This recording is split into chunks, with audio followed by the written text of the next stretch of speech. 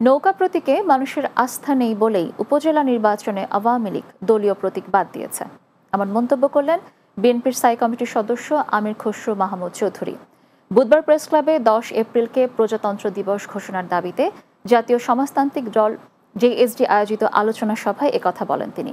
নৌকা বাদ দিলেও সরকার ভোট চুরির প্রকল্প থেকে সরে যাবে না বলে এ সময় মন্তব্য করেন আমির খসরু।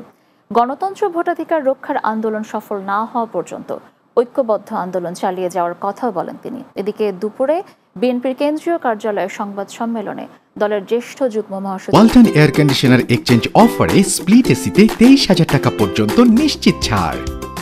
রুহুল কবির রিজভী বলেন, বিএনপির সাংগঠনিক সম্পাদক ইলিয়াস আলী সহ দেশের সকল গুম রাষ্ট্রের পৃষ্ঠপোষকতায় হয়েছে।